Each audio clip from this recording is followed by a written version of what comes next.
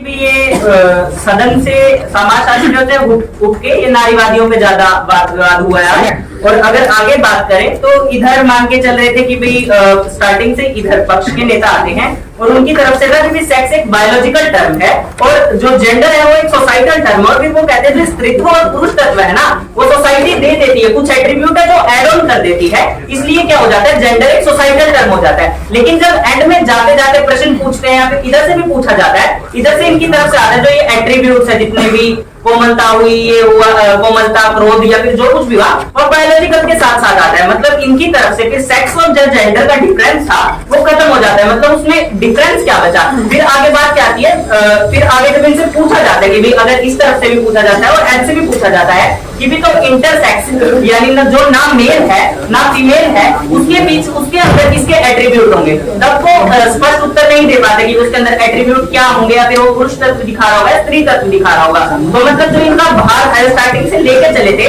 पुरुष तत्व या फिर स्त्री तत्व जेंडर से निकलता है, और जब ये और इन दोनों तत्वों को एंड में बता जाते हैं कि भी वो सेक्स से निकलता है, जेंडर से नहीं निकलता है। पहला बात ये यहाँ कॉन्ट्रडिक्ट करते हैं। दूसरी बात कहाँ चल रही थी, दूसरी बात हुई कि भाई यहाँ पे 126 जेंडर बता दिए गए, इधर दोनों भटक गए यानी सेक्सुअलिटी और जेंडर।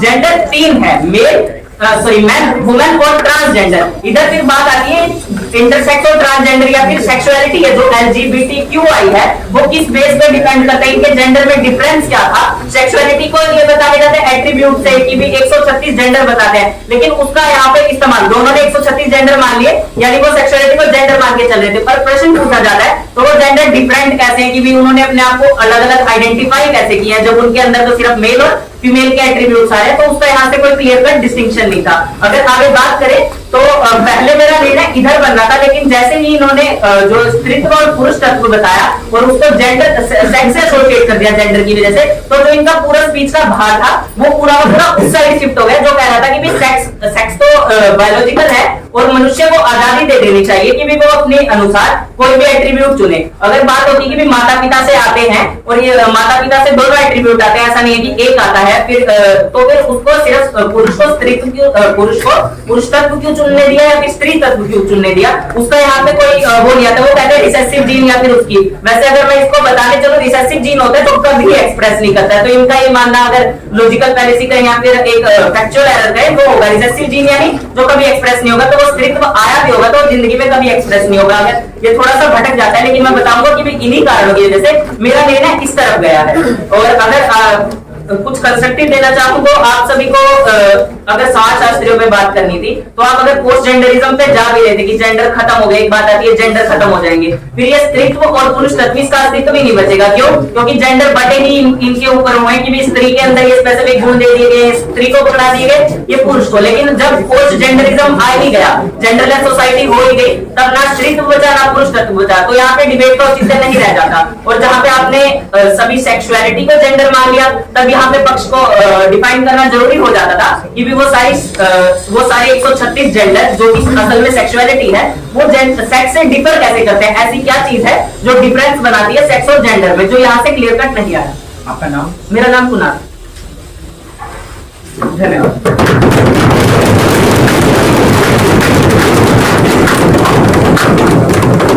प्रतिभागी निर्णायक आमंत्रित हैं। आदर्श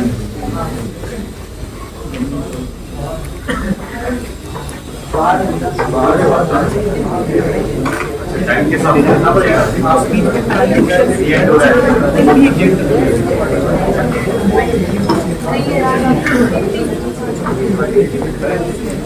नमस्कार आप सभी को। जो विषय था वो दिखाएंगे एक बार। हाँ, एक सिंपल सा विषय था, सिंपल सा कॉम्प्लिकेट कर दिया गया स्पीच में।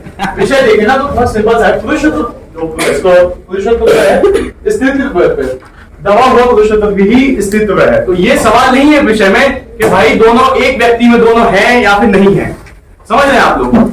ये विषय में दिया हुआ है कि दोनों हैं, लेकिन जब पुरुषत्व की बात करते हैं, जब वो दब जाता है पुरुषत्व, तो जो एक व्यक्ति का स्त्रीत्व है वो वहां उभर के आता है या फिर वो समय हावी होता है। ठीक है, तो अब जो पक्ष है, पक्ष आता है, पक्ष बताता है भाई आज हम वर्तमान समय में हम काफी ज्यादा प्रोग्रेसिव हो गए और काफी सारी चीजें बताता है। वो अपने में एक चीज बोलता है भाई जो जेंडर है वो सोशल कंस्ट्रक्ट है, जेंडर है जो सोशल कंस्ट्रक्ट है। और जब उनसे प्रश्न उत्तरी आप एजेस जब क्वेश्चन पूछते हैं तो वो बोलते हैं बायोलॉजिकल कंस्ट्रक्ट है। तो हालांकि मैंने एजेस से जब क्वेश्चन पूछेगा उस चीज को काउंट नहीं किया और उसका कोई ज्यादा महत्व नहीं है, लेकिन जब उन्होंने बोला भाई सोशल कंस्ट्रक्ट, वो ये कहना चाहते थे कि हमको जब बचपन से मान लीजिए मैं एक इंसान में लड़का हूं, मैं अपने आप को अंदर से स्त्री कंसीडर करता हूं, लेकिन मेरे ऊपर सोसाइटी ने ऐसा प्रेशर डाला है कि मेरे को मजबूरन एक लड़के की तरह बिहेव करना पड़ता है, मुझे जीन्स पहनना पड़ता है अगर मैं साड़ी पहनना चाहता हूं। ये बहुत अच्छे से समझा सकते थे, जो कि उन्होंने नहीं समझाया। ठीक है, फिर वो इसलिए को समझाते हैं कि भाई एशियन टाइम में हम दोनों साथ में थे, यानी जो मेल फीमेल दोनों है उनमें कोई ऐसे फेमिनिन अर्ज जैसा कुछ नहीं था और दोनों साथ में काम करते थे और दोनों बेसिकली सेम एक्टिविटीज थी जो दोनों को मिली थी। लेकिन वो आज के समय में जैसे मॉडर्नाइज हुए तो जो हमारी सोसाइटी का जो बिहेवियर चेंज हुआ उसी के साथ साथ हमारी जो अर्जिस का बिहेवियर है वो भी चेंज हो गया। वो इतना कह रहे थे। उसके बाद वो एक और चीज बोलते हैं जो भी मेरे को मेन पॉइंट था, जो कि टॉपिक का मेन डिस्कशन का पॉइंट होना भी वही चाहिए था, जो कि था कि भाई पितृत्व जब कम होती है तो स्त्रीत्व आ जाती है।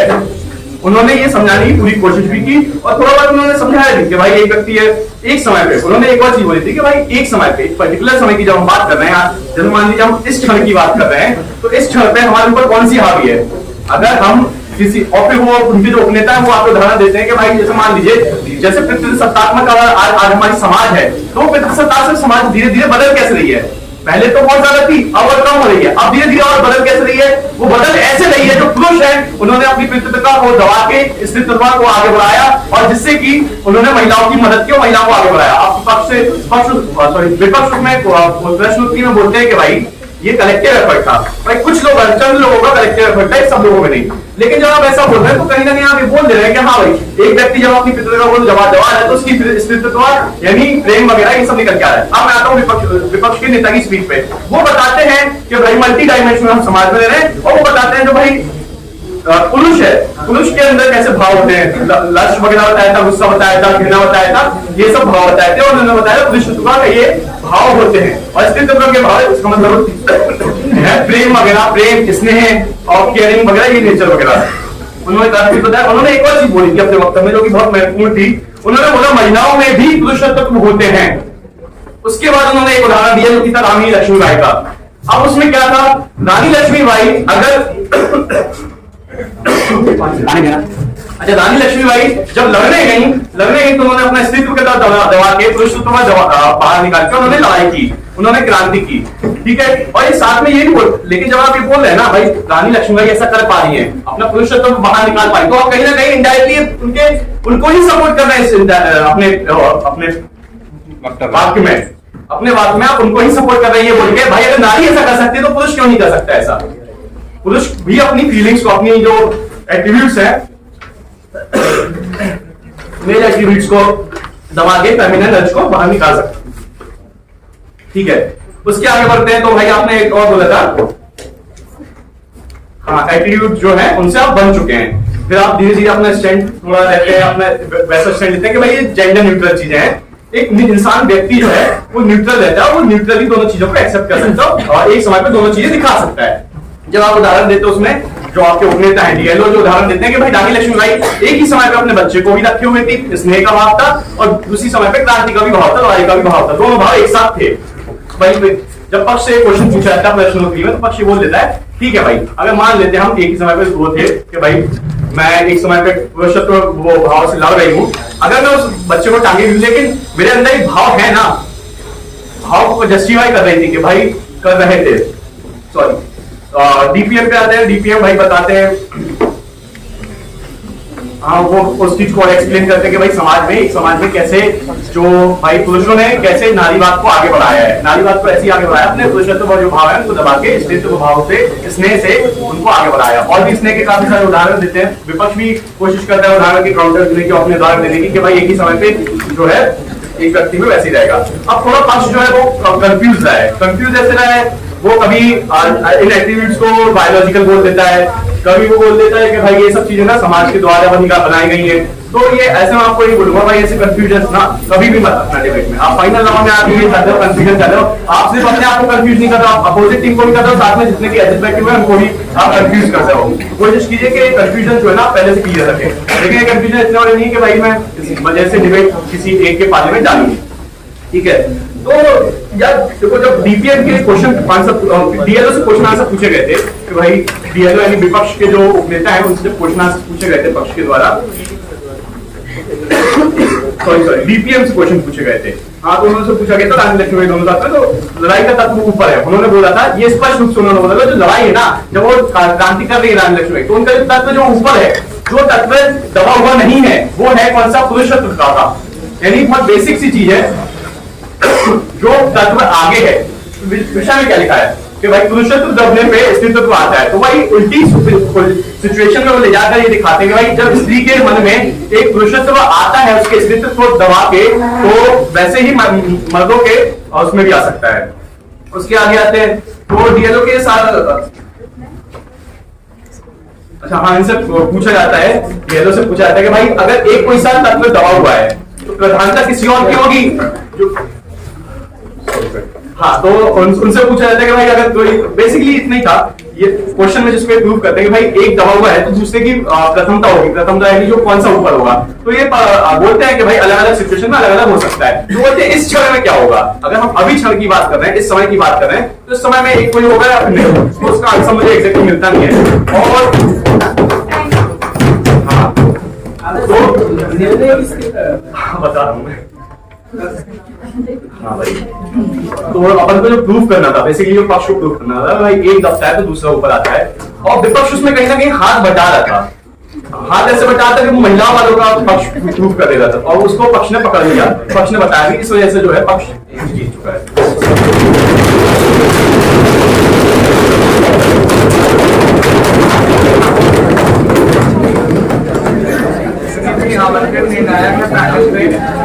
कृपया हुए अपने शीट पे हम जो है वो जवाब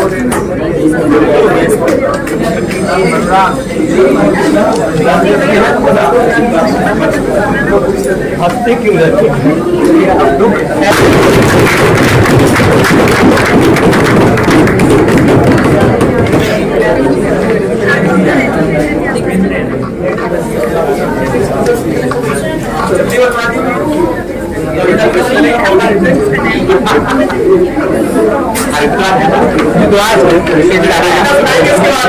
दो शायरी चाहिए बस भैया, प्लीज।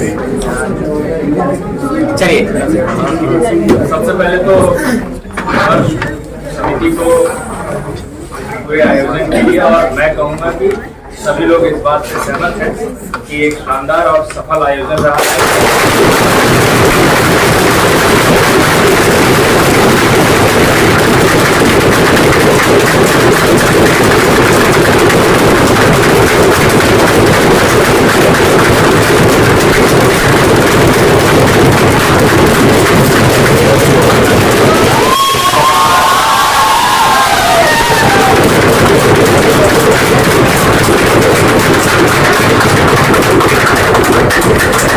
अगले साल भी करवानी है, टूट जाएंगी ये जैसे। ये पहली बार नहीं है कि इतनी देर तक तालियां बजी हैं।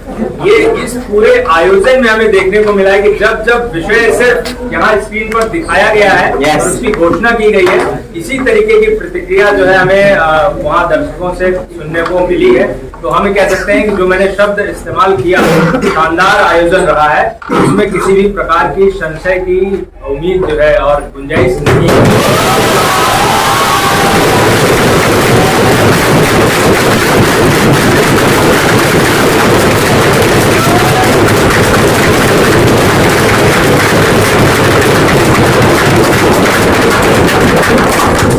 और मैं मान सकता हूं कि इस सत्र में अभी तक जो शुरुआत हो चुकी है संसदीय वाद विवाद प्रतियोगिताओं की, तो उसमें एक ये भी जो है शानदार तरीके से आयोजित की गई पीढ़ी है। खैर आगे बढ़ते हैं, अभी आप तो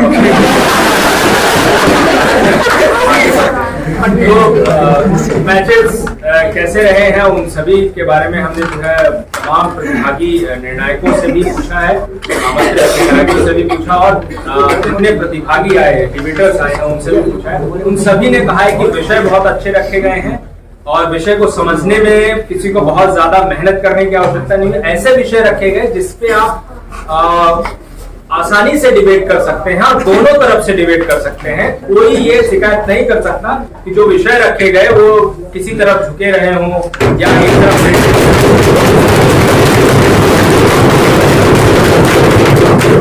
इसलिए भी जो मेहनत की गई है विमर्श समिति द्वारा, वह काबिले तारीफ है और उसकी जो है सराहना की जाती है।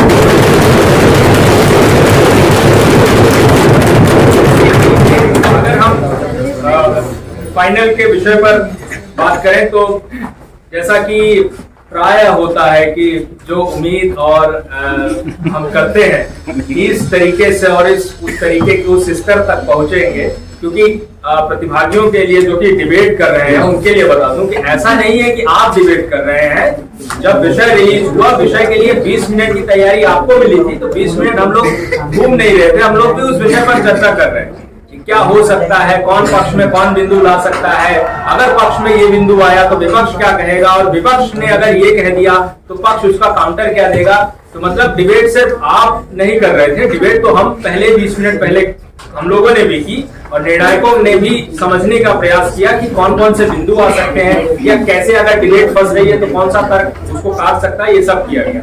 लेकिन जैसा मैंने कहा शुरू में कि प्राय ऐसा होता है कि जो निर्णायक उम्मीद करते हैं उस तरीके की चीजें नहीं होती हैं।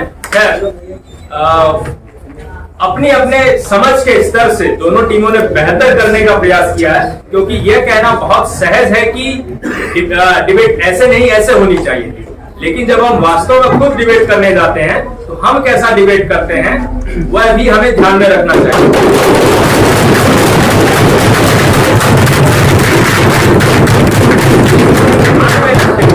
मैं सिर्फ सभी निर्णायकों की तरफ से ये कहना चाहूंगा कि जिस समझ के स्तर से भी आप लोगों दोनों टीमों ने डिबेट की है, वह कह सकते हैं कि जिस स्तर की भी समझ रही है वो अपने आप में हम कह सकते हैं सराहना के पात्र हैं कि आखिर तो कम से कम आप लोग 8 मिनट तक बोले हैं और जो निर्णायकों ने सवाल पूछा है वो निर्णायकों के सवाल भी आपने अपने समझ के स्तर से बेहतर देने का प्रयास किया है। तो आप दोनों टीमों को जो है बहुत बहुत बधाई हो कि आप फाइनल में हैं और निर्णय जो है तैयार है।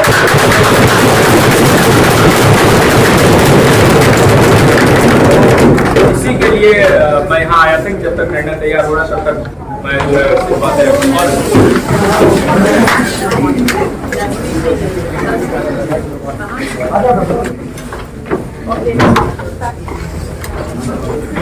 प्रिंसिपल मैम आ चुके हैं। तो किसी भी कॉलेज में किसी भी प्रकार के आयोजन को करना और उसको सफलता तक पहुंचाने में हमारे जो सबसे बड़े मार्गदर्शक होते हैं वो हमारे प्रधानाचार्य हैं।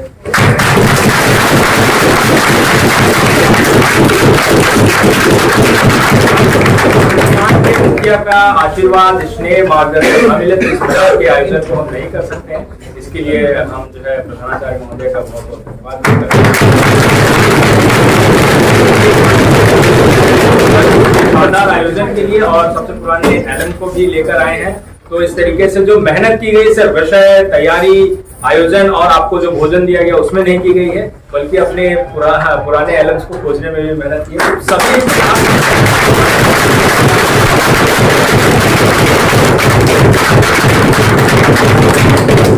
धन्यवाद भैया। तो यहाँ पर मंथन 3 दिन से हमारे महाविद्यालय के प्रांगण में संसदीय वाद विवाद प्रारूप में चल रहा था, उसका फाइनल मैच खेला जा चुका है और मैम और रावत सर के पूरे सहयोग और समर्थन से अभी हमारे महाविद्यालय में अनेक चीजें चल रही है, टीचर्स भी चल रही है। उसके बावजूद भी इतने बड़े आयोजन को कराने में हम लोग उसके लिए पूरे कॉलेज प्रशासन के आभारी हैं और सदैव आभारी।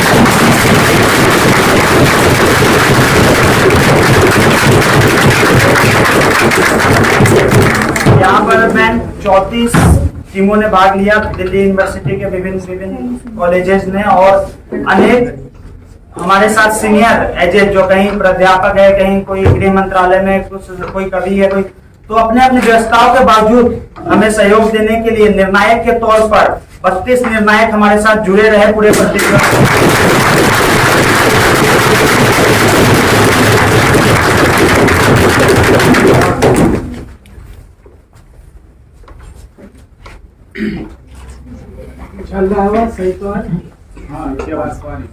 और मैम पूरे विमर्श हिंदी वाद विवाद समिति के 61 सदस्यों की टीम ने 1 महीने से आयोजन की पूरी तैयारियां की और उसका परिणाम है कि हमें पूरे दिल्ली विश्वविद्यालय के विभिन्न कॉलेजेस से कॉल आया और अच्छे प्रोत्साहन मिल रहे हैं कि आप लोगों ने आयोजन करा। ये हमारा पहला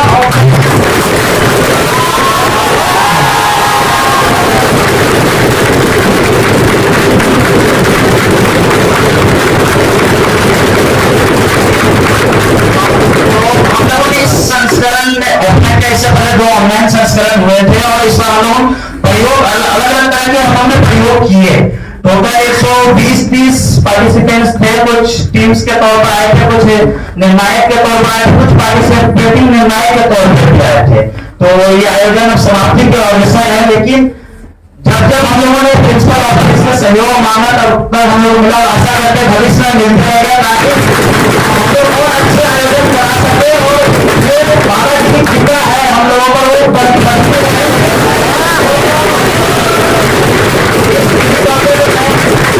मैं आपसे अनुरोध करना चाहूंगा कि आए और कुछ सदस्य हम सभी को अनुग्रह करें।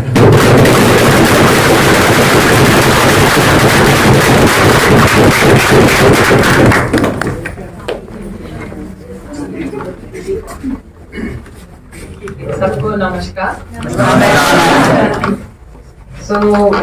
बहुत ही अच्छा लगा मुझे सुन के कि इतने लोग पार्टिसिपेट किया और देयर वर मेनी जजेस also as part of this event, 3-day event।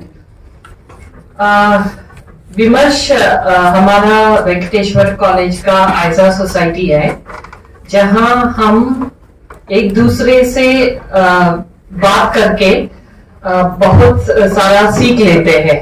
So this is a important competition because it is not only a good exercise to your mind, but it is also a chance to present your viewpoint, the way you look at a few things and the way you have understood things. So this is like a very democratic forum. The best and part of democracy is we agree to disagree. That is the spirit of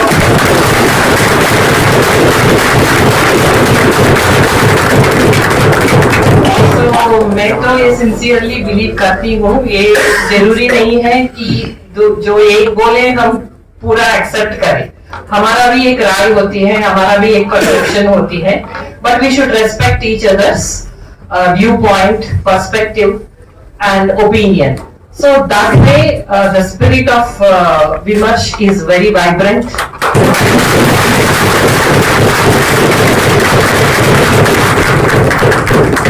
So ऐसे 3 दिन का आपने plan किया है, उसके पीछे बहुत hard work होगा, especially our convener Dr. Rawat ji all the office bearers of the society, Vimarsh Society. मैंने तो पहली बार जब मैं प्रिंसिपल ज्वाइन किया हूँ तब मैंने एक दो बड़ा ऑनलाइन इवेंट्स भी हुआ था। It was both, I think I saw in English and Hindi.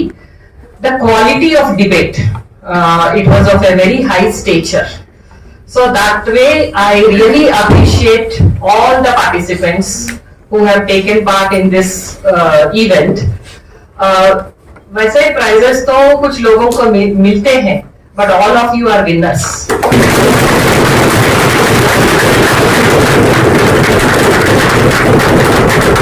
When you take part in such a creative event with full josh and enthusiasm, so that means all of you are winners, and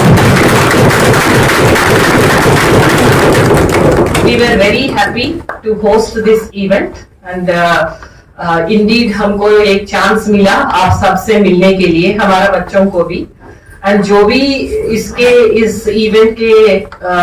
event से जजेस के जैसे you were part of this event, I appreciate their efforts and I really acknowledge your contribution to this.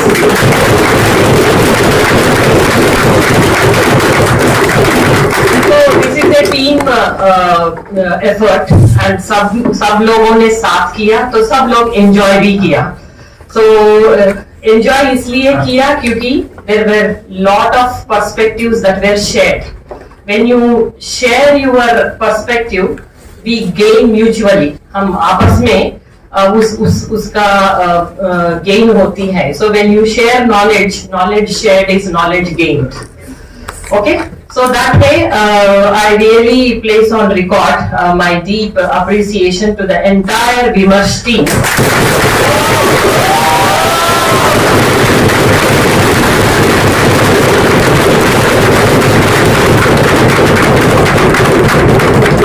Under the able guidance of the convener,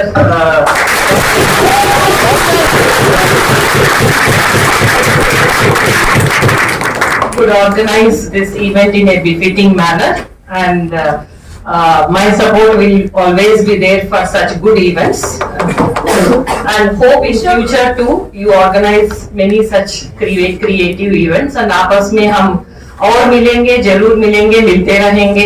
जब मिलते रहेंगे तो प्यार बढ़ेगा.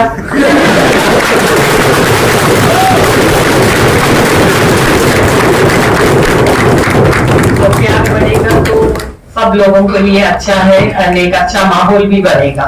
धन्यवाद.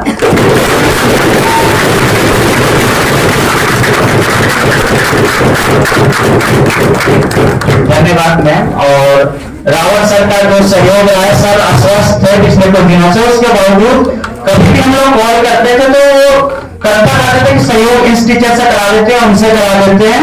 और जो विमर्श की टीम है, मतलब कितने लोग तो कितने रातों से नहीं सोएंगे, कहीं भी पीडी होता है तो नहीं सो पाते, इतना विस्तृत फॉर्मेट होता है.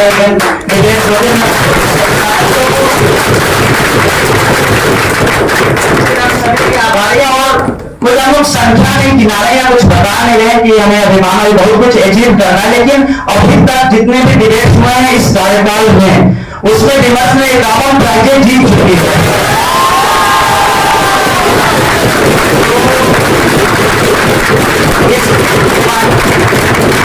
इसका नंबर भी बढ़ाना है, इसका क्वालिटी भी बढ़ाना है. इस सबके लिए हम सभी प्रयासरत हैं. हमारे सर्किट के सारे लोगों का हमें मार्गदर्शन समय समय पर चाहिए, और इस तरह का आप सभी आश्वासन देकर ही हम महाविद्यालय परिषद से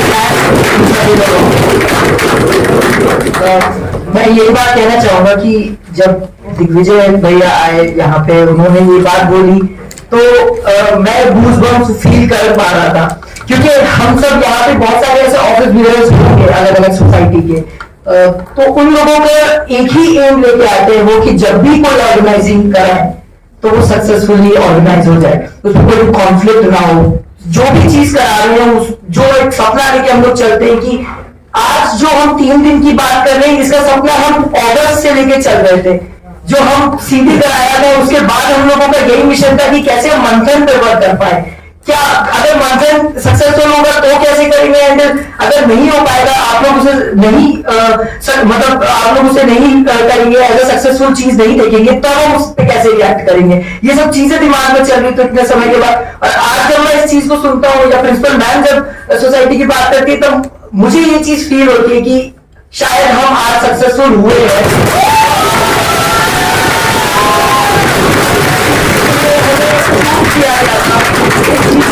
लाया गया था, और मैं ये चीज हमेशा इस चीज के साथ रहा हूं कि एकजुट होके चलते हैं. ये सर्किट एकजुट, एक फैमिली है ये सर्किट.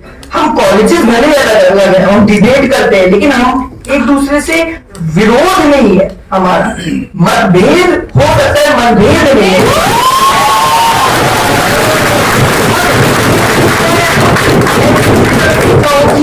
यहाँ पे जितने भी एजेस हैं वो मुझे आश्वासन देके चाहते हैं कि तुम लोगों की सोसाइटी के पीछे हम सब खड़े हुए हैं. मेरे लिए, अभिषेक के लिए और पूरे विमर्श परिवार के लिए बहुत बड़ी बात है। क्या है, फर्स्ट ईयर में आया था, वहां सिर्फ 2 लोग संभाले हुए थे सोसाइटी को, और आज मैं ये नहीं कहूंगा हम 3 लोग यहाँ पे सोसाइटी को संभाले हैं। यहाँ पे जो 150 लोग आए थे वो सब लोग सोसाइटी को संभाले।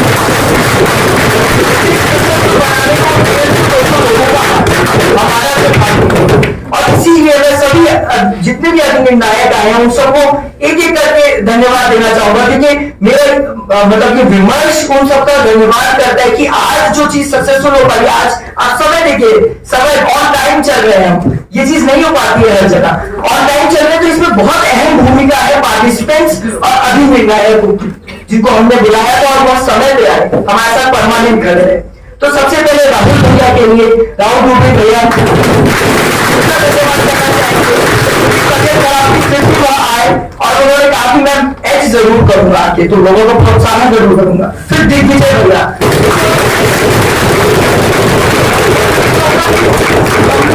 हम लोग ने बहुत पहले की डिबेट्स नहीं देखी है, पर जब से हम लोग देख रहे हैं तो दिग्विजय भैया को हमने देखा है कि कैसे मतलब सीनियर एजेस में हम लोग ने देखा है। पंकज भैया हमारे साथ जब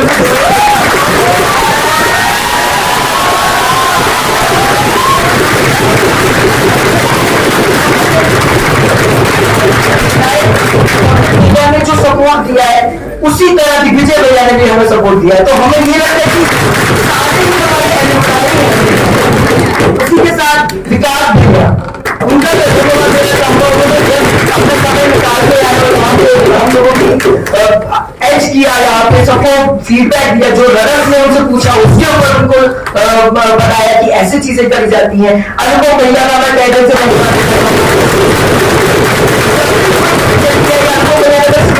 चिंता मत करो, मैं हूँ यहाँ पे।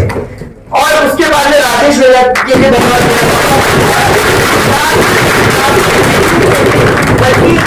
उसके पीछे जो हम डिबेट जो करते हैं उसमें जो सेटअप पूरा क्रिएट होता है उसमें भी भैया ने बहुत महत्वपूर्ण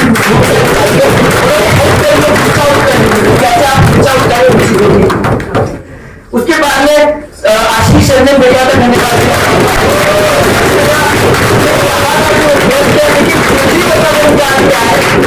हम लोगों की मदद करिए। आशीष मेरा पुराने डिबेटर में से एक है, प्रख्यात डिबेटर में से एक है।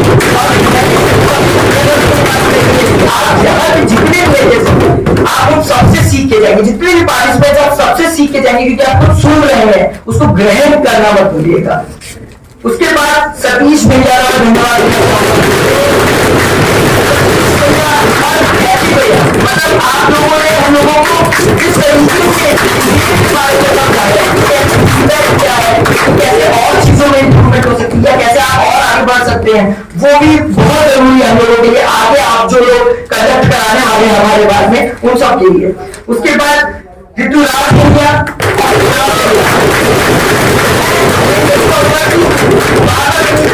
क्योंकि सब बहुत व्यस्त है, सब कहीं पढ़ाई कर रहे हैं, कोई अपनी जॉब में व्यस्त है, लेकिन उन्होंने एक बार सोचा है इस बारे में।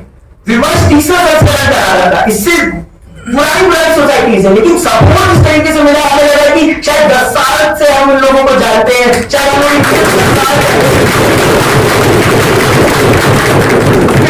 हर्षित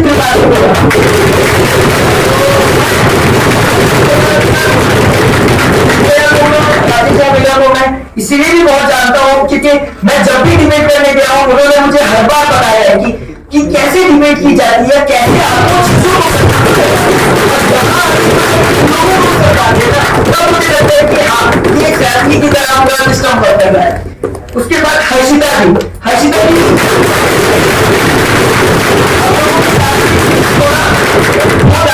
हमने रीच आउट करने की बहुत कोशिश करी, पर फिर भी वो एक जो वो सिनेरियो जो हो जाता है कि आप बैलेंस रख पाए रेशियो में, मेल और फीमेल रेशियो में, उस चीज के लिए हम लोग कोशिश करते हैं। और वहां पे हर्षिता भी अपना व्यस्तता छोड़ के आई, उन्होंने कहा कि मैं यहाँ एज करूंगी आके और यहाँ मदद करूंगी।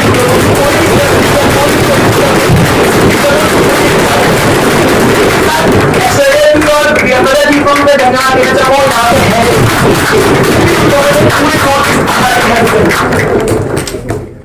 आदित्य मिश्रा भैया का मैं धन्यवाद देना चाहूंगा। अभी हाल में हम लोग सिमुलेटर मिले थे और फिर उसके बाद इतने जल्दी जल्दी सब चीजों में प्रोसेसिंग करके आगे उन्होंने एच करने में मदद करी हमें। उसके बाद मैं जसबीर भैया का धन्यवाद देना चाहूंगा। मीडिया स्पॉन्सर भी है, उस वजह से भी मैं धन्यवाद देना चाहूंगा कि उन्होंने हमें हेल्प करी। उन्होंने कहा कि आपके साथ में खड़ा हो, चाहे मीडिया स्पॉन्सर हो चाहे एजी को दो होता है। अंकित भैया को मैं धन्यवाद देना चाहूंगा।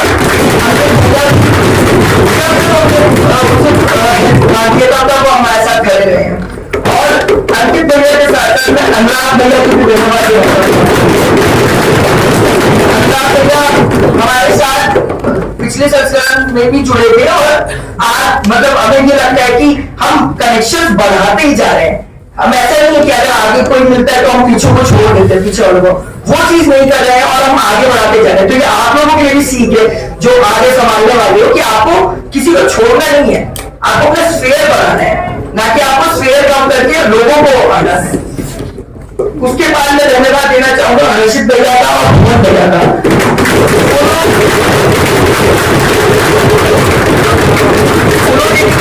चाहे हमारे ब्रदर्स हो चाहे हमारे जो पार्टिसिपेंट्स आए उनको जो कंस्ट्रक्टिव फीडबैक की जो जरूरत होती है, क्योंकि भुवन भैया रिसेंटली अभी डिबेट्स बिल्कुल उन्होंने करिए प्रख्यात डिबेटर रहे हैं, तो उनका जो एक सोचने का तरीका है, जो चीज पे वो बात रखते हैं वो बताना लोगों को बहुत जरूरी है। वो हम भी उनसे सीखते हैं और हमारे जो भी रेड्डी भैया, बदनाम रेड्डी भैया और हार्दिक भैया का भी मैं धन्यवाद देना चाहूंगा कि उनको भी हमने जब फर्स्ट राउंड के लिए कहा कि आप आ रहिएगा वो हमारे साथ बनाने खड़े रहे। उसके बाद में आशीष भैया और हमारी जो समिति के ही एलुमनाई रहे हैं ऋतिक भाई भैया, शुभम उद्दिल भैया जो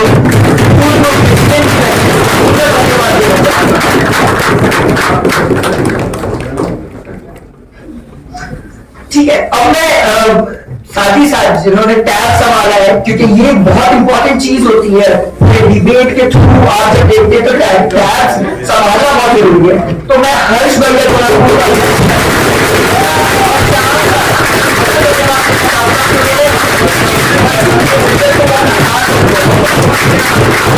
और ये जो आज चीज जिसकी मैं कनेक्शन की बात कर रहा हूँ, जिसकी नींव जो रखे गए हैं गौरव भैया, वो भले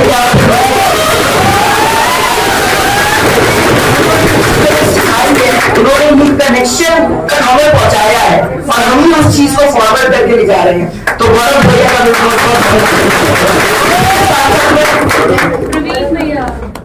उसी साथ में एंड में प्रवीण भैया है हमारे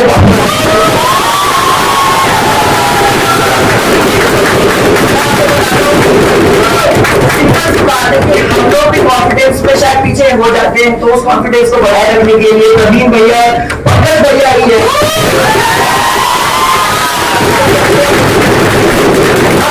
आप लोगों के साथ फिर मैं जो प्रशासन है उसका तहे दिल से धन्यवाद देना चाहूंगा, चाहे माइक सिस्टम के लिए हो, चाहे गार्ड भैया, जितने भी लोग हो, चाहे केटरिंग से लेके हर एक सदस्य जो कॉलेज का था, उन्होंने जिस तरीके से भी हमारा हेल्प करेंगे मैं उसके लिए धन्यवाद देना चाहूंगा। तो हम परिणाम को बढ़ते हैं और धन्यवाद ज्ञापन में कोई छूट गया हो तो हम लोग उससे भी धन्यवाद देना चाहते हैं जिन्होंने हमें सहयोग दिया। और हाँ, कुणाल भैया का नाम छूट गया सर, तो आपका भी धन्यवाद है।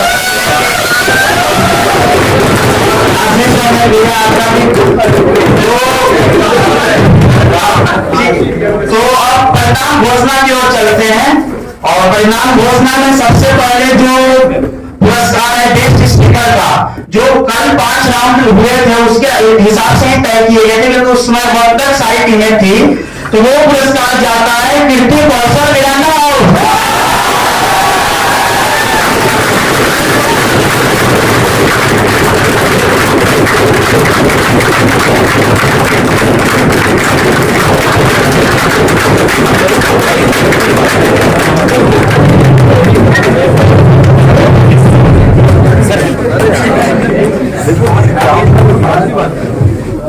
इनका स्पीकर स्कोर सबसे अधिक रहा था टॉप 5 में और स्पीकर स्कोर सर्वे वो बाद में जारी रखे जाएंगे।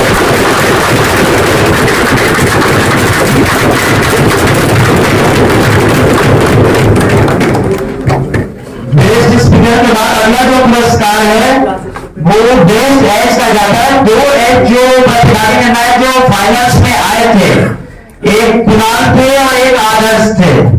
तो यहाँ पर आदर्श का जो टोटल स्कोर है वो है 88 और जो कुणाल का टोटल स्कोर है वो है 108। सबसे प्रतिभागी निर्णायक का पुरस्कार जाता है कुणाल।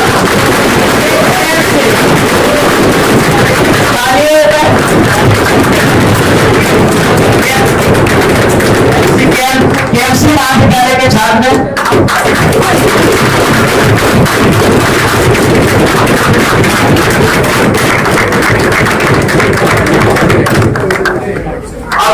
जिसके लिए पूरा वाक्य युद्ध हुआ था, दिवस का मंथन का जो तृतीय संस्करण की जो चल रही थी दी जाएगी, उसके परिणाम घोषणा का वक्त आ चुका है।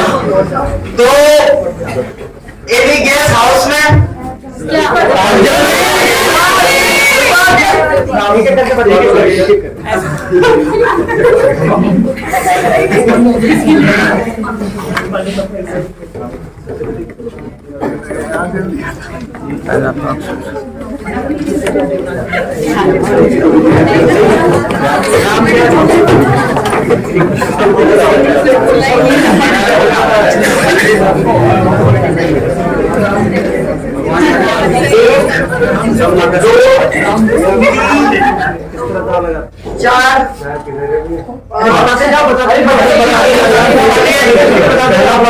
विपक्ष का पहला जो है विपक्ष का विपक्षी है,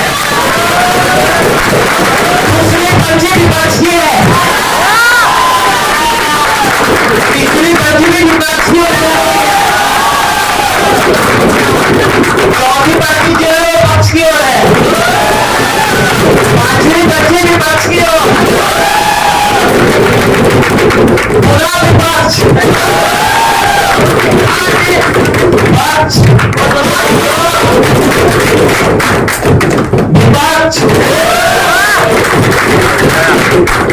विपक्ष विपक्ष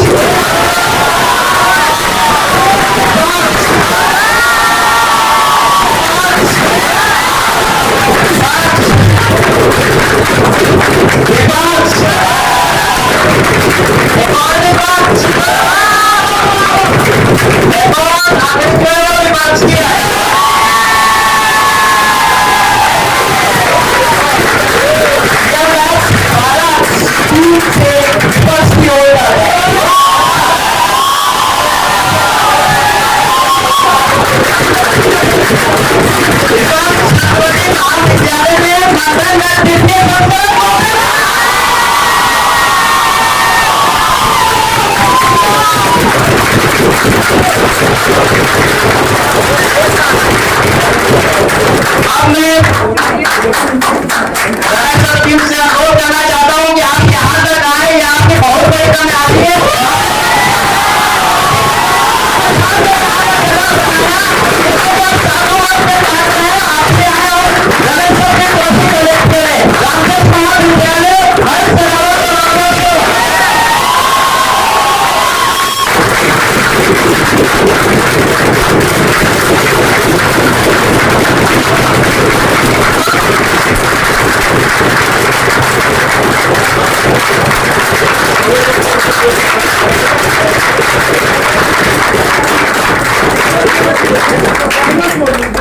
तो इसी के साथ मंथन का जो संस्करण है वो समाप्त होता है। और इसको मैं यहीं पर बोलना चाहूंगा कि एक समय था जब विमर्श के स्वास्थ्य पर दूसरे महाविद्यालय जाते थे। तो ठीक है मैम, आपका जुड़ने के लिए बहुत बहुत धन्यवाद। ऐसे ही अपना अध्यक्ष बनाए रखें। विमर्श के स्वास्थ्य पर दूसरे महाविद्यालय बानवे प्रतियोगिताओं में भाग लेते थे। तो इसी पर कहना चाहूंगा कि ऊंचाइयों पर भी इतना हैरान है बहुत सारे लोग।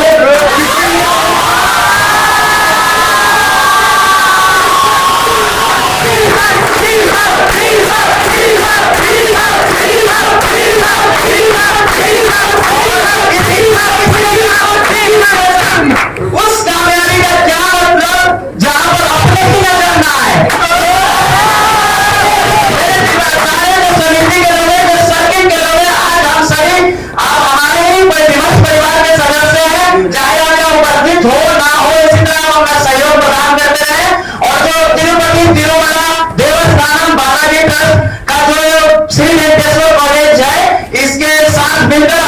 भी बार बार समिति के लोगों को